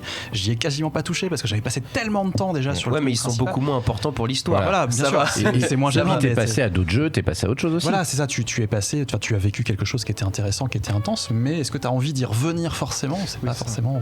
C'est pour ça que ce qu'il disait, que rendre un Final Fantasy beaucoup plus pérenne dans le temps, c'est pas possible. C'est des expériences qui sont assez. Ça te demande tellement de temps et d'investissement que c'est quand même. Sauf à le penser en online, typiquement, parce qu'on n'a pas trop. On tourne autour des FF14 depuis tout à l'heure, mais mine de rien, c'est quand même lui qui rapporte l'oseille au final. Comme FF11 avait rapporté l'oseille. Par rapport à FF12, oui. Voilà. Non mais tu vois, c'est intéressant. Ça veut dire quand même qu'on retourne à ça. On retourne sur l'idée que Square a une mythologie, a vraiment plein de choses pour faire des univers, et que avec FF11 et maintenant FF14, ils arrivent à avoir ça sur la durée et à avoir des gens qui sont contents. Et à revenir de très très loin aussi. Voilà. Pour FF14. Pour le coup, ils mettent aussi beaucoup les moyens, hein, parce que c'est ça. Pour connaître un petit peu les choses, ils y mettent vraiment les moyens. Ils rajoutent du vrai contenu. Ils ont aussi pas mal rectifié le tir. Mais c'est ça en fait. C'est qu'ils sont remis en question. Ouais. C'est qu'ils sont remis en question. Au début, les personnages parlaient pas. Voilà. Ils ont tout refait. Ils ont fait des. Ils n'ont pas fait preuve de cette arrogance dont tu parlais, Karel, finalement. C'est-à-dire qu'ils se disent, bah ok, là les choses ont changé, les goûts des joueurs peuvent changer aussi. Qu'est-ce que nous on peut faire pour se moderniser, se mettre à la page. Et c'est ce qu'ils n'arrivent pas encore à faire sur le FF et sur le JRPG. C'est-à-dire, qu'est-ce qu'on fait comme un JRPG solo qui marche, et qu'est-ce qu'on peut faire à côté pour gagner des sous. Ce qui est compliqué, c'est qu'en plus, ils courent après la rentabilité depuis des années. C'est-à-dire que depuis l'échec des créateurs de l'esprit, en fait, ils essaient juste de rattraper tout ce qu'ils ont perdu au fur et à mesure. Et comme en plus ils ont mal négocié le passage à la PS3, ils rattrapent ça aussi. Enfin, ils courent après un truc depuis des années. En fait, c'est ça aussi qui est compliqué. Disons oui, je te remercie de mettre la transition sur la table, mais faut rappeler effectivement que les créatures de l'esprit filment avec un budget absolument faramineux, 137 millions de dollars, et encore je crois que c'est revu un petit peu à la baisse. Oui, parce qu'il y a eu l'inflation depuis, ça monte à plus. Il a rapporté que 85 au total, donc gros gadin. C'est pour ça d'ailleurs qu'on n'a pas les budgets sur Advent Children et Kingsglaive, hein, j'ai cherché, je les ai pas trouvés, mais effectivement ça aboutit à la fusion, enfin disons à l'acquisition de Square par Enix. On laisse Square devant quand même, parce qu'il faut quand même pas déconner, mais effectivement, est-ce que Square finalement court pas après une erreur du passé et devrait pas tout simplement tourner la page en fait? Est-ce que Square a vocation à faire du cinéma? Plus globalement, moi je dirais que le cross-média a montré que c'était une erreur depuis quelques années, mais une énorme erreur même. C'est transmédia. C'est lié à plein de choses, notamment le fait que c'est tenté de s'adresser avec une même histoire à plein de publics différents en leur donnant à chacun un truc différent. Et que c'est pas possible, parce que les gens qui vont au ciné sont pas les gens qui jouent, sont pas forcément les gens qui jouent, les gens qui jouent sont pas forcément les gens qui regardent des animés, les gens qui regardent des animés sont pas forcément ceux qui lisent. C'est évidemment qu'il y a des moments où ça se croise et voilà, mais c'est pas possible de penser en tout cas il faut offrir à chacun un univers complet, quelque chose qui soit fini et pas quelque chose de dispersé, parce que Kingsglaive par exemple, je sais pas, il y a peut-être des gens qui sont allés le voir en n'ayant jamais joué à un Final Fantasy et qui auront jamais joué à FF15 après et qui auront rien compris, et à l'inverse, comme on disait tout à l'heure, jouer à FF15 sans avoir vu Kingsglaive, parfois c'est ok, ça on n'en parle pas du tout, ou alors qui auront vu Kingsglaive, qui auront apprécié mais qui n'auront pas du tout envie de se fader un RPG de 40-50 heures. Mais ce qui est marrant, c'est justement d'essayer de trouver un pont, un pont, puis de savoir où ils vont vraiment, parce que ce qui est rigolo à voir, c'est que en fait Square, depuis FF8, ils ont des vérités de cinéma en fait. C'est-à-dire que quand tu vois les interviews de la production de FF8 où clairement Kitase dit qu'ils ont pris beaucoup de gens venant au cinéma pour faire les cinématiques par exemple, puis le studio à Hawaï aussi, c'est ça exactement, pour le film, et qu'il explique bien que pour lui dans le futur il y aura de moins en moins de genres de jeux vidéo, mais de plus en plus de genres de cinéma dans les jeux vidéo. Tu sens qu'ils ont envie en fait d'aller vers ça, que c'est en fait, c'est pas les seuls. Mais non, c'est pas les seuls, mais il y a vraiment ce côté où ils ont, pas une once, mais le cinéma, il y a un peu le côté prestigieux, et qu'ils auront envie d'aller vers ça, mais il faut trouver, soit t'as vraiment un studio de production, ce qu'ils ont essayé, ça a foiré, soit tu fais du jeu, mais l'ensemble ça marche, les deux ça répond pas très bien en fait. Il y a une sorte de complexe d'infériorité en fait, ça, bizarrement, de la part d'une des plus énormes boîtes de jeux vidéo au monde, qui fait ouais, mais bon, on pourrait faire du cinéma, ce serait quand même autre chose, quoi. Et non, faites ce que vous savez faire, vous le faites bien. On en revient peut-être un petit peu au débat, on va pas ouvrir cette grosse parenthèse, mais quand même le débat sur Kojima, c'est-à-dire quand il a fait venir le cinéma dans le jeu vidéo avec Metal Gear, tout le monde s'est limité à on va mettre la grammaire du cinéma dans le jeu vidéo, ça va être bien, et les gens qui aiment le cinéma vont venir dans le jeu vidéo, alors que c'est pas comme ça que ça marche. Metal Gear, il est pensé en tant que jeu vidéo à la base. Non, mais la vie ne marche pas comme ça, le Nutella c'est bon, les rillettes c'est bon. Non mais c'est tout con, mais j'ai une image de cauchemar dans la tête. Tu peux prendre des gens pour travailler dans d'autres milieux si tu les guides, parce que t'es dans un Quand t'es dans quelque chose de fermé et un produit fini particulier, encore une fois, fini, tu peux pas te permettre de faire n'importe quoi, juste. Surtout en fait. que Square en plus, enfin Square Enix ou Squaresoft avant, était vraiment spécialiste de ce côté. On vous offre un truc et c'est un paquet cadeau gigantesque avec tout dedans. Ouais. Et puis c'est long, c'est aussi que depuis, enfin au début les JRPG, notamment les FF, effectivement ils avaient cet aspect de jeu total qui te raconte une grosse histoire, une histoire épique, mais en plus tu joues, t'aimes bien, t'as des quêtes annexes, donc t'as ce côté de là. Mais il y a beaucoup de jeux qui font ça et il y a des jeux qui font ça autrement. Donc là sur la suite, sur FF16, qu'est-ce que tu fais pour innover, qu'est-ce que tu fais pour te remettre en question, quoi. On revient toujours à ça. Bah justement, vu que tu me tends la transition, décidément, qu'est-ce que vous êtes sympa aujourd'hui. C'est quoi vos attentes pour FF16 ? Qu'est-ce que Square peut faire de FF16 ? Après ce qui s'est tout déroulé avec FF15, on imagine que le retour d'expérience sur FF15 doit être conséquent, doit y avoir beaucoup de notes, de rapports sur les modèles économiques, parce qu'on n'a pas eu le temps d'en parler, mais il y a eu beaucoup de petits jeux dérivés de FF15 aussi, avec des microtransactions, Pocket des modèles économiques aussi. Différents, etc. Je me souviens de Dream Boom de jeuxvideo.com qui avait fait un article sur FF15, n'est qu'en fait une espèce de perdu pour perdu, on va jeter tous les modèles économiques qu'on n'ose pas mettre dans un jeu vidéo sur FF15 et on va voir si ça marche. Et est-ce que c'est ça Il y a les retours d'expérience sur ça, mais il y a aussi les retours d'expérience depuis 2016, depuis que c'est sorti, sur le JRPG en général, parce que depuis, sans même parler de Persona 5, parce qu'on en parle beaucoup, mais regarde juste Nier Automata, regarde même quelque chose comme Dragon Quest 11, Octopath Traveler. Il y a un public pour ça, il y a un public pour le JRPG ancien ou enfin il y a des gens qui sont encore adeptes de ça n'est pas mort. Maintenant, est-ce que tu arrives à le reporter, à refaire venir des gens dessus, quitte à le moderniser et quitte à donner un habillage un peu différent, mais voilà, c'est pas un genre qui est mort comme on aurait pu le croire, et il y a là compris au niveau japonais, il y a eu des gens quand même pour le porter. Maintenant, même Kingdom Hearts là, finalement, moi j'appelle ça un JRPG, mais si c'est un RPG c'est différent, donc il y a quand même des gens dessus. Qu'est-ce que tu fais maintenant pour que ces gens-là se disent Square, là avec FF16, ils vont nous donner quelque chose qui va nous alors est-ce que ça doit nous rappeler, est-ce que ça doit juger sur la nostalgie, ou est-ce que ça doit vraiment tout reprendre à zéro? C'est la question, c'est dur de savoir où ils vont aller, parce que effectivement t'as Kingdom Hearts 3 qui marche très bien et qui pour le coup ils peuvent faire un FF typiquement action RPG, pas de problème, et t'as Dragon Quest qui marche, qui est un carton aussi. Donc en fait, si juste ils observent les modèles économiques et les types de jeux, voir si ça fonctionne ou pas, c'est vrai que là t'as deux pistes complètement différentes qui peuvent choisir en fait. Même Nier Automata, comme tu disais, a très bien marché aussi. Donc, comment se positionner par rapport à ça, sachant qu'ils ont aussi un objectif de rentabilité et que toute leur plateforme mobile marche bien aussi. Enfin, il faut trouver une sorte d'entre-deux qui va pas choquer en fait les amateurs de JRPG, tout en restant dans ces... Il faut que ça soit rentable, mais est-ce que c'est forcément maintenant encore quelque chose qui doit être une vache à lait? C'est une marque en fait, c'est leur grosse marque. C'est Grégoire. Après, ce qui joue aussi ici, c'est en termes d'idéologie. Les JRPG des 10 dernières années, c'est les plus gros, c'est majoritairement des JRPG occidentaux, dans le sens où des RPG occidentaux, RPG japonais occidentaux. C'est majoritairement des jeux occidentaux qui, c'est Skyrim, Witcher 3. Tito tout à l'heure, c'est que dans un jeu comme ça, avec une vision japonaise, c'est que ta volonté de joueur est mise à mal au début, parce que même si le jeu en théorie sur le papier te promet monts et merveilles avec des tonnes d'activités, là tu te retrouves pendant 7-8 heures au début de Final Fantasy XV en dehors en fait de la quête principale, loin des combats et loin de l'endroit où t'as envie d'être, t'es juste avec tes potes. C'est cool les vacances, mais bon, il y a la fin du monde qui approche, t'as payé quand même 70 balles pour être dans les combats. Mais c'est bien. Mais rien ne t'empêche dans Witcher 3 de faire toutes les quêtes annexes aussi sans faire avancer le scénario.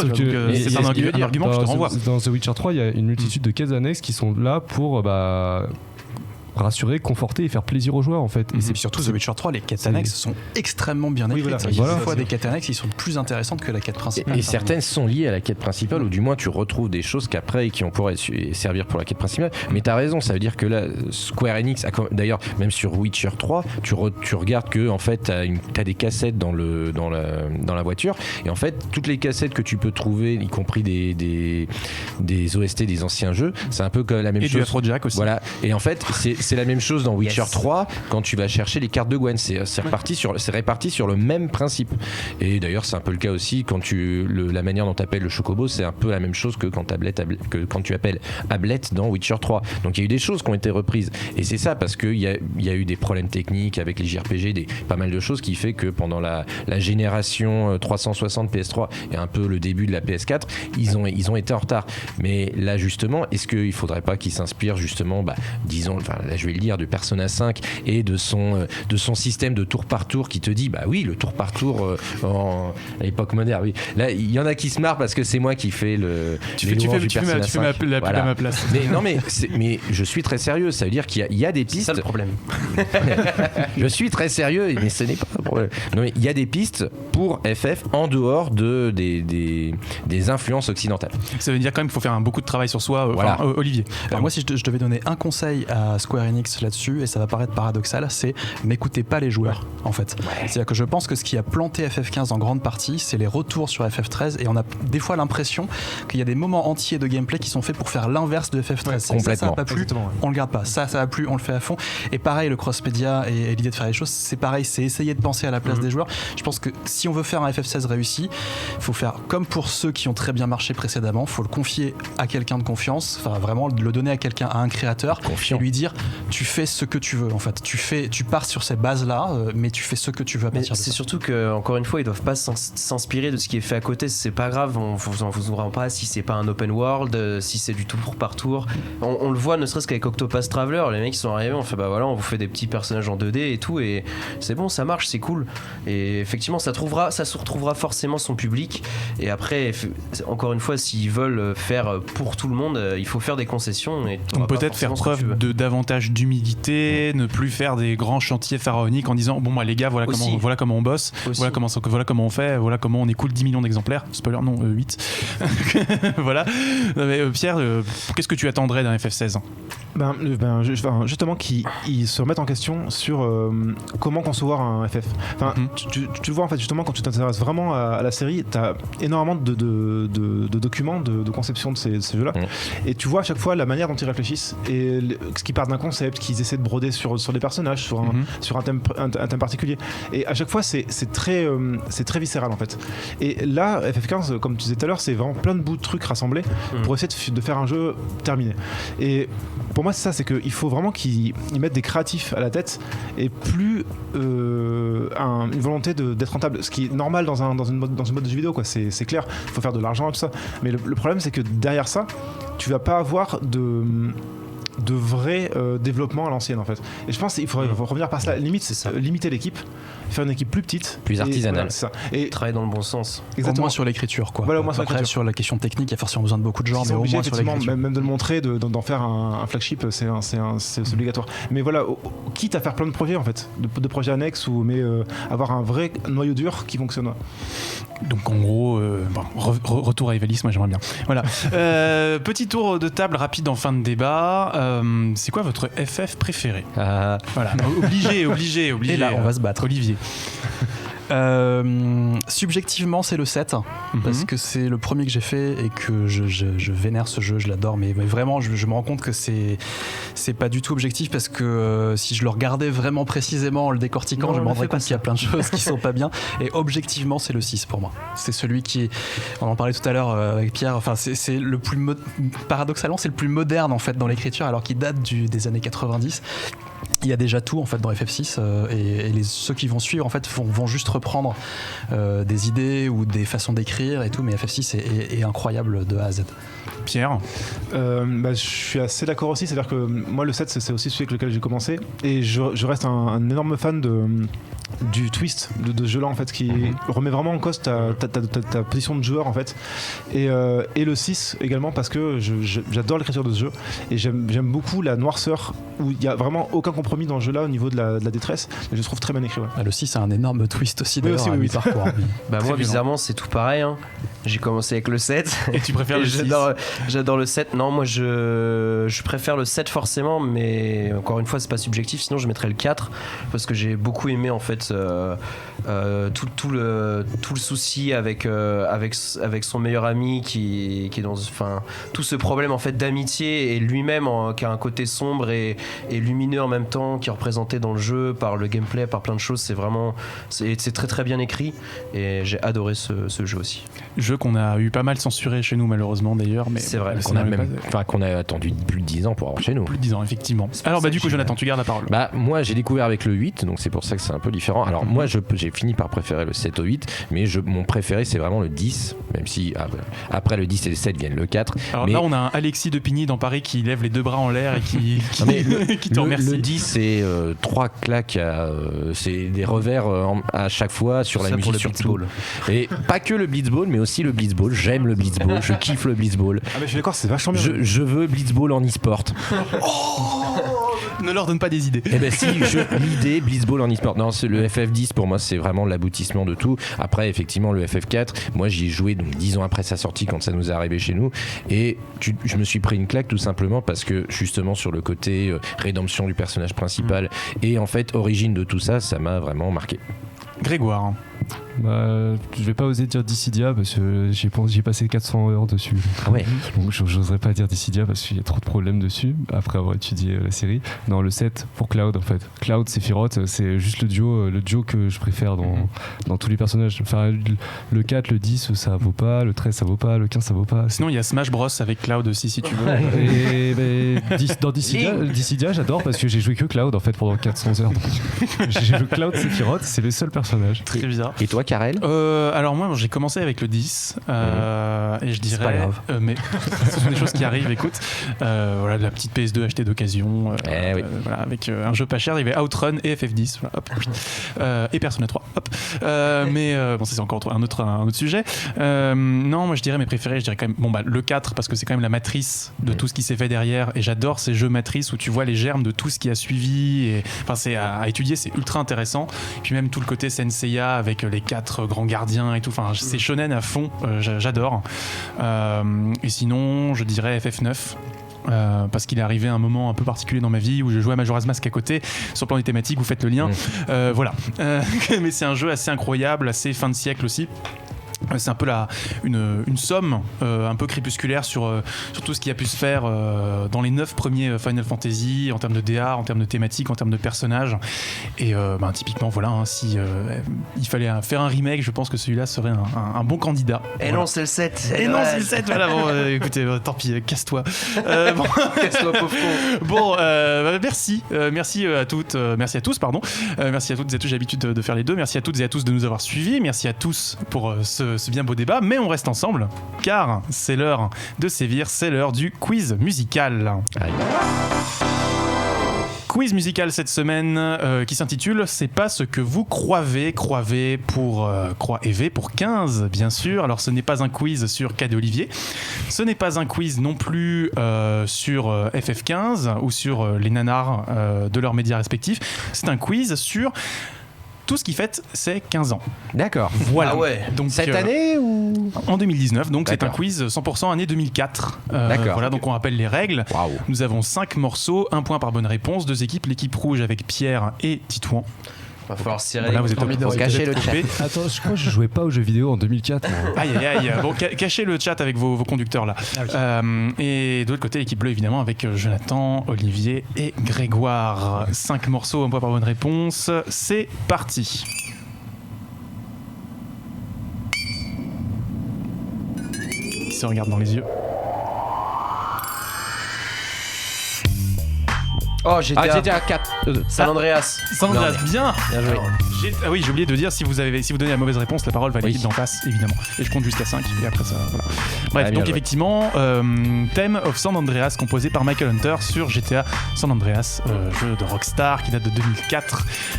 Ça ne rajeunit pas. Qui a fait les années PS2. Ah ben ça va être les années PS2, hein. CJ. Ah, non, vraiment, ça va être vraiment ça. Hein.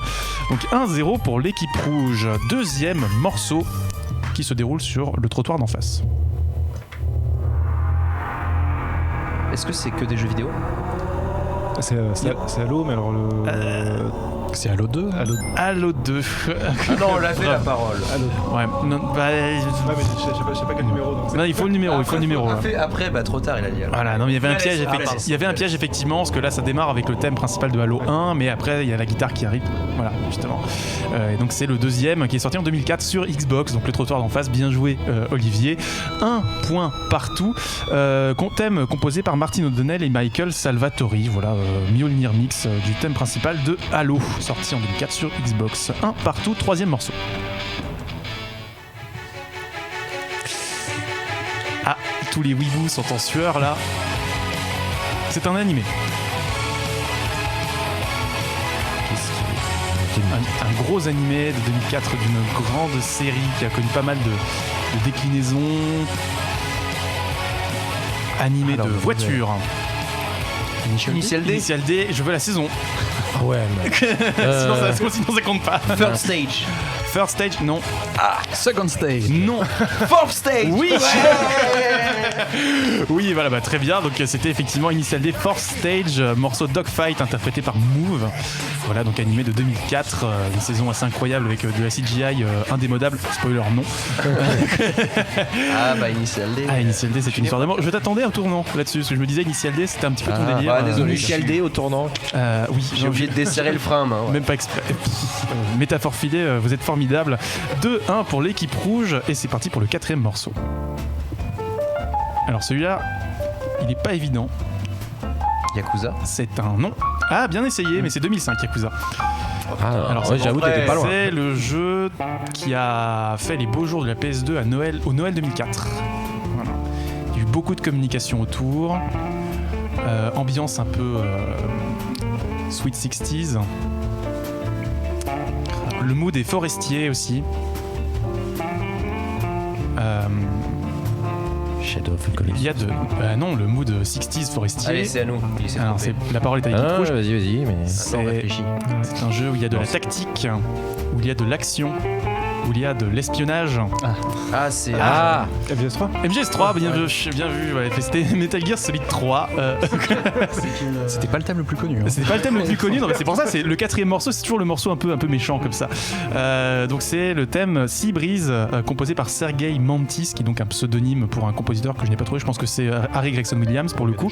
C'est un morceau qu'on entend souvent dans le jeu sur les postes de radio, si vous faites attention, voilà.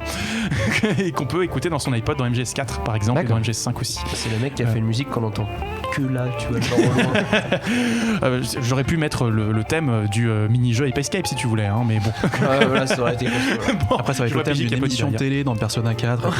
Très bien, tout à fait, mais Persona 4 c'est 2009. Ah oui, c'est vrai. C'est plus tard. Donc 3-1 pour l'équipe rouge. Il me prend de court et il me laisse pas lancer.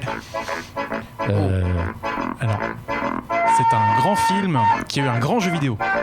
Oui, attends. Je l'ai, mais dans un coin reculé de mon esprit. Alors, il est déjà passé, Jonathan, tu n'as aucune excuse, il est déjà passé en quiz musical, celui-là. Non mais... Je sais, mais... C'est Spider-Man. C'est... Ah, Titouan, tu l'as. Spider-Man, attention, lequel? Bah oui, je l'ai. 2. Est-ce que je le concède celui-là? Spider-Man 2. Spider-Man 2, bon.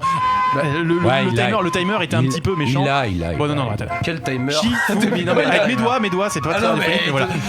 Donc, Shifumi. Ouais, Shifumi, allez. Gagné, Shifumi. Allez. Ah non, mais moi je l'accorde, hein. Moi, il l'a. Non, Il connaît mon Vous style me Shifumi. niquez tous mes effets. Non, Oh là là, bon. il faut savoir être bon joueur là. Merci, parce qu'en Donc, plus, je gagne pas c'était souvent. le thème de la pizzeria dans Spider-Man 2 Mais de oui. Activision. C'était Voilà. Monster Donc, Hunter. c'était le jeu vidéo. Monster Hunter. Quand tu fais chauffer de la viande à barbecue, tu vois, avec Un petit peu, effectivement. Il fallait arrêter pile à la fin de la musique. Donc c'était les 15 ans effectivement d'un grand film, Spider-Man 2 de Sam Raimi, et 15 ans donc d'un très grand jeu aussi, le Spider-Man 2 d'Activision, un peu le GTA-like des super-héros, l'ancêtre de celui qu'on a eu cet hiver. Donc c'était le thème de la pizzeria commis plutôt par Michael McCuistion et Lola Ritmanis, qui est un arrangement, ma foi, assez libre du Funiculi Funicola de Luigi Denza. Le saviez-vous, morceau composé pour l'inauguration du funiculaire du Vésuve en 1880. Voilà. C'est donc sur ce score de 4-1 que se termine ce quiz musical. Bravo équipe rouge. Merci. C'est l'heure de recommandation. En avez-vous Jonathan, je te vois sourire. Je recommanderais bien un livre, mais je risque d'être un petit peu partial. Non mais là, oui, voilà. Oui. Non, mais... Vas-y, tu peux, t'as droit. Non mais alors on a parlé de FF15, il y a quand même, il faut le dire, et là c'est aussi pour ça que je m'étais proposé, tous les livres de Third Editions, le but c'était quand même à la base de non seulement parler des univers, mais aussi parler de la création. Donc si vous êtes intéressé, là alors à la limite je vais peut-être plus recommander FF6 puisqu'après tout c'est pas le mien. Et du coup je peux recommander le tien après. Voilà.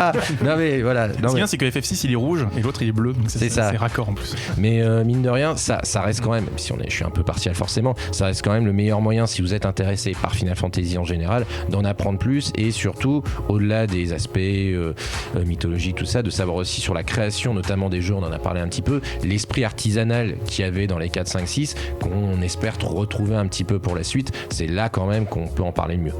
Très très bien. Donc Pierre, tu valides, j'imagine. Exactement. Donc quelle est ta recommandation du coup? Alors moi ce serait plutôt un jeu, du coup c'est un petit jeu indé qui est sorti il y a pas très longtemps, il y a 2-3 jours, qui s'appelle Baba Is You. Oui.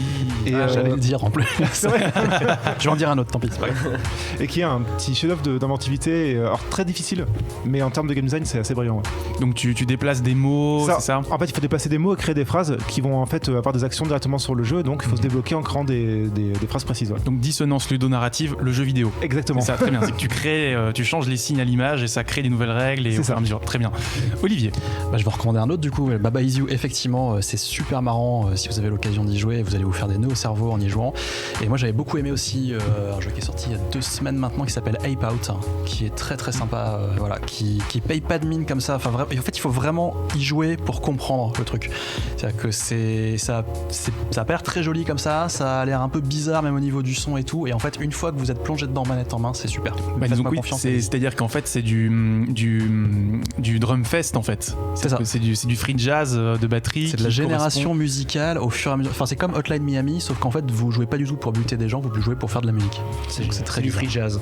Très bien. C'est génial. Eh ben moi je vais vous recommander Devil May Cry 1 si vous n'êtes jamais rentré dans la série. Ça reste pour moi quand même le meilleur de la série. C'est excellent. Voilà, ça ne doit pas se trouver pour très tous les Devil cher. May Cry en occasion ça coûte 10€. Hein, et ils ont fait des collections HD. Bizarrement. Ouais. Ils ont fait des collections HD en plus, donc vous pouvez jouer sur les consoles de maintenant avec le 1, 2, 3. Donc voilà. Puis surtout jouez-y en vous disant que ça devait être un Resident Evil au départ. Voilà, que ça devait être que le personnage principal c'est Léon. Et c'est beaucoup plus sympa. Et après, je voudrais vous recommander Peaky Blinders parce que j'avais jamais regardé en fait. C'est vraiment très très bon. Peut-être un peu long parce qu'il y a beaucoup de saisons, mais sinon c'est vraiment excellent et tout est sur Netflix. Donc hâtez-vous. 4 de 6 épisodes, ça va.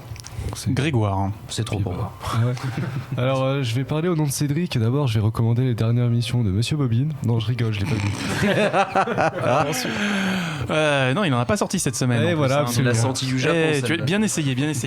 Non, je recommande Kingsglaive parce que j'ai adoré le film. Ah ouais? Je l'ai regardé enfin, j'avais vu qu'il y avait un film et donc je l'ai regardé. Et il est incroyable. Enfin, après, perso, je suis fan des cinématiques de FF. Enfin, je veux dire, c'est principalement pour ça et les héros que je joue à FF moi depuis que je suis gosse. Et donc un film full cinématique Final Fantasy, forcément j'ai bondi dessus et il est bien du début à la fin. Il est très enrichissant en termes de background et d'univers, et puis visuellement il est agréable. Enfin, du fanservice, il fait pas d'effort quoi. Et alors petite trivia, l'actrice qui joue Raven, qui est la membre des Kingsglaive au début du film, le premier personnage qu'on voit, on est bluffé par la mocap, c'est elle qui sert de modèle pour Lady dans Devil May Cry 5. Ah d'accord. Voilà, tout est lié, t'as vu. La boucle est bouclée. La boucle est bouclée, très bien. Nico quand même. Oui. Oui, forcément. Moi, Marocco, du coup, cette semaine, j'en ai 2. C'est, si vous, évidemment, on a parlé de Devil May Cry 5, je pense que c'est l'un des jeux les plus importants de ce début d'année. Mais donc là, on a eu papa qui est de retour à la maison. Maintenant, quelques nouvelles de maman, parce que je vais parler de Bayonetta 2, jeu de Platinum Games sorti sur Wii U. Maman, tout à fait, très bien. Il y en a un qui a la référence, c'est bien. Sorti donc sur Wii U en 2014. Collectors et réédité sur Switch il y a pas très longtemps. Philosophie assez différente, basée sur l'esquive, beaucoup plus que sur l'enchaînement de combos et de la créativité d'enchaînement, même si c'est assez riche de ce côté-là dans Bayonetta 2 aussi. Il corrige à peu près tous les défauts du premier en termes de mise en situation, d'ennemis, le bestiaire est incroyable. Enfin voilà, vraiment, ce jeu est dingue. Foncez. En plus, il ne doit pas coûter très cher sur Switch maintenant, une petite quarantaine d'euros à tout casser. Et je crois que le 1 est offert en plus. Alors ça, c'est uniquement dans la version collector, si je dis pas de bêtises. Après, t'as aussi la version normale peut-être qu'ils proposent. Le problème, c'est que si tu l'achètes d'occasion, tu risques de pas l'avoir, quoi. T'as plus le code. Voilà. C'est ça. Et ma deuxième recommandation, ce sera donc la dernière vidéo de Toko Toko consacrée à la genèse de Resident Evil 2 et Devil May Cry 5 justement. C'est 40 minutes extrêmement intéressantes sur comment est-ce qu'ils ont abordé leur travail en parallèle sur ces deux jeux, et on voit vraiment, on est saisi par l'humilité de ces personnes qui se disent Capcom a accusé un coup assez dur avec DMC4 qui a pas forcément trouvé son public, Street Fighter 5 qui a quand même connu quelques égarements, et comment est-ce qu'on pense des jeux solo avec une expérience totale et en allant au bout de ce qu'on veut faire sur le plan artisanal. Et c'est vraiment, je trouve, un modèle de ce que devrait faire Square pour Square, pour FF16. C'est très bien réalisé en plus. Capcom, tu m'étonnes. Oui. Et puis en plus, forcément, c'est un peu chill, c'est Toko Toko, c'est agréable. Vous mettez ça, et puis voilà. En parlant de Resident Evil, tu l'as remarqué sur les crédits, mais Mikami et Shinji Mikami aux environnements de DMC5. Oui, effectivement, c'est lui le coupable. Voilà. C'est tout donc pour ce grand numéro de Hyperlink consacré au bilan de FF15. Sébastien de l'autre côté de la vitre me recommandait dans l'oreillette Love, Death and Robots, qu'on n'a pas vu autour du plateau, je crois. Ce sera peut-être ma recommandation la semaine prochaine. Où est-ce qu'on peut vous retrouver, Olivier, Pierre ? Moi sur France Inter tous les mardis matins à 5h53 ou en podcast. Très bien, précisons-le bien les podcasts. Et depuis une semaine, on a lancé aussi une petite déclinaison vidéo de la chronique.